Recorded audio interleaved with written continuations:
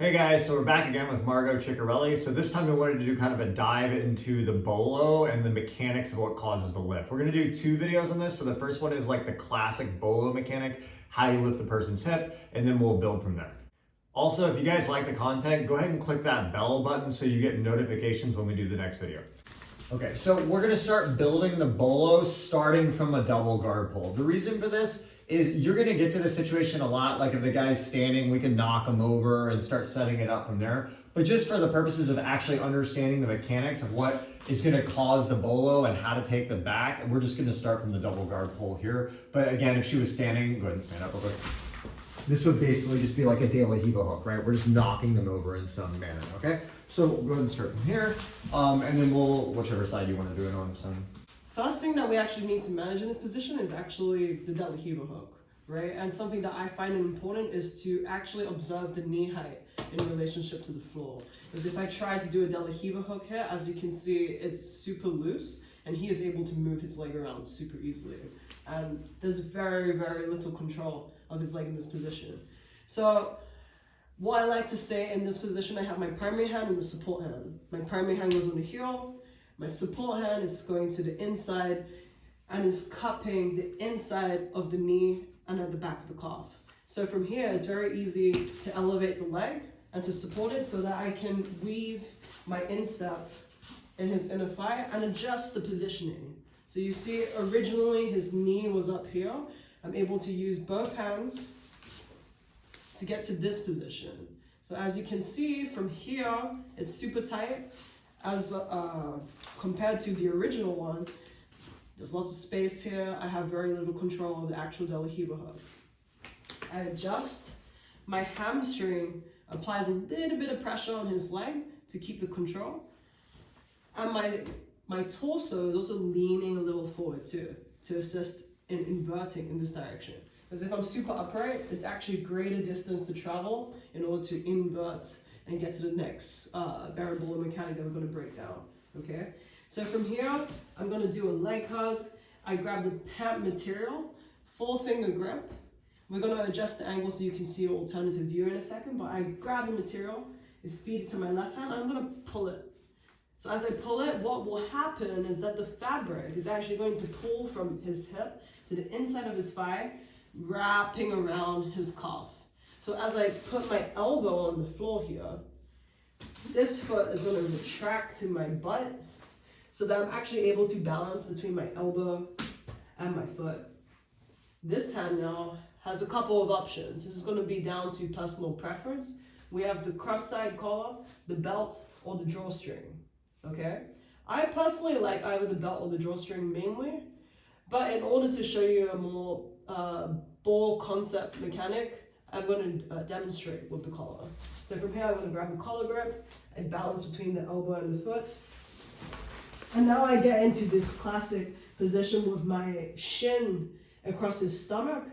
And this is firmly hamstring curled. My heel is aiming to get as close to my butt as possible here to keep control of his leg here.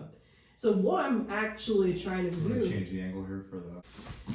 What's really important to note is actually first my positioning in this landing prior to looking at this leg positioning. Because what I often see is that people stay in this position and expect to finish the bolo. From here, it's actually quite difficult to finish because you're actually loading your spine in a really unnatural way. Okay, you see like how there's a lot of weight on my neck. I have no weight on John right now. So what I need to do, I actually need to land in this 3/4 position.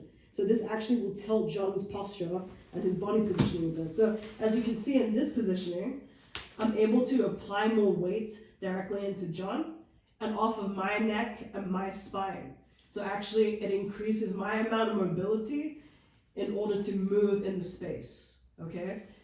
What I need to do from here now to finish the rest of the bolo, I have to understand I need to keep a certain amount of pressure into his hip in order to elevate and to create back explosion. Guys, this mechanic here is so important. This shin pressure into my thigh, if you do it correctly, it's extremely painful. when she applies this force, go ahead and apply it. Like I literally want to like, especially if I'm up here and she does it, start doing it. Yeah, I want to jump off the floor. She's not just moving me, like literally the pain is so much, it like drives into the leg here, into the nerve. It creates so much force that I literally have to jump off the floor because of the pain, the pressure, right? So from here, there's a couple of different finishes, but right now I have this leg in between the knee. From here, if I can manage to create this sort of hip elevation, one of the easiest finishes is to slingshot the leg. So I'm going to show you what that looks like. As I create the hip elevation, I'm going to bring my knee behind this top leg as I also push it in front.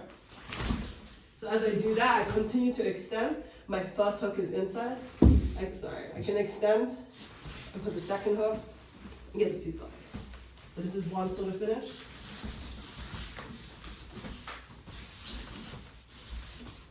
So again, primary, support hand, leg hug, adjust the material. It's time to go with the belt. So again, if I'm here, you can slingshot. Yeah, so just to emphasize on this, like, so we're here, we're pushing the leg out, trying to get what pants I can get here. You can jump this way and pull here and get in. I just really want to emphasize this like leg mechanic here, because like for someone who didn't do a bolos a ton until Daniel and Nick were here and now Margot, this mechanic here was such a game changer for me. See this way, right? Is when I invert and I have this shin pressure here. When I invert and I have this shin pressure right here, and once I go through the counterbalance of this pressure with this heel clamping into the calf and that shin in there, that's really what you want to focus on. See how I create that lifting mechanic here? Like this? That's what really, really matters, right? And Margot's going again into all the other more complicated finishes. I just want to hyper emphasize that because I know that's something that, as she talked about, like people were inverted on their neck and they're doing all that other stuff. If you're missing that, if you don't feel, if when you're drilling this with your partner, you can't get them to tell you, oh yeah, that hurts a lot, right? Then something is off. You should feel that pain in the thigh or hip really, really hard. And to re-emphasize that mechanic a little bit more, to understand whether you're doing it correctly, what I find really helpful is to understand where this knee is, again, in relationship to the floor. I find that most of the time when the mechanic is correct and I don't need to adjust into other variations, this knee is actually on the floor. So I'll highlight more in a second. So if I can really adjust my positioning so that I'm trying to aim for this knee to be on the floor, I'm really able to create this sort of hip elevation. Because what's actually happening, I'm trying to fold John in half, right? If my knee is slightly up, I'm not actually really able to do that. What I'm actually trying to do, again, is create a relationship between his knee and his shoulder. So actually, I find if I'm able to keep my knee towards the floor, this will provide me the most mobility in order to continue the back take, but it will also keep him as folded as possible in this position. So again, see how my knee is facing the floor as much as possible. If I even try and strive to try and give my knee even more space, so I stay a little bit more on my shoulder. From here, if I can manage to cup this side, it's really easy. Again, now I've created back exposure, the hip elevation. I can adjust the angle now super easily to finish the back take. So, there's a lot of, after training with Margot a lot and then training with Daniel and Nick as well, there's a lot of different variations and ways you can go about finishing the bolo. I think these mechanics are really key in pretty much all of them. So again, I kind of view doing the bolo, it's like knowing a triangle choke, right? Like you can set the triangle choke up from spider guard, from closed guard, from worm guard, from daily heave. You can set it up from everywhere, but there's these fundamental mechanics in the finish that you want to understand. And I think that's the main takeaway of this video, is focusing on understanding the mechanic of lifting the hip with that counter pressure on the hip. And as far as setup goes, go up. You can set it up anywhere. You can do the classic grab the collar and knock them backwards. Some people kick the leg out first, knock them here. Once you're here, same idea though. Those mechanics all start coming in the same way, right? Another really good one I like to use to know, if you ever saw my cross sleeve video, that's basically what's happening, right? The one video where I talk about here getting the lift with my shin off of their thigh to do that deep lace. So I hop here and I lift.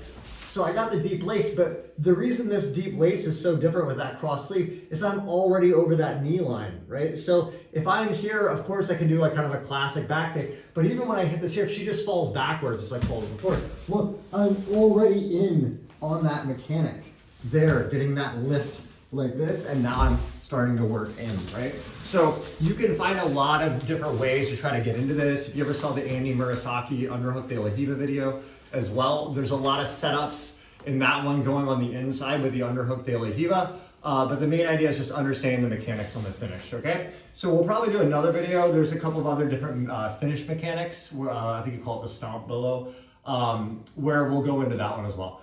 Okay guys, if you like the content, as always, subscribe. Check Margot Ciccarelli out on Instagram. I'll put the link in the description. And if you guys like the video, thanks a lot.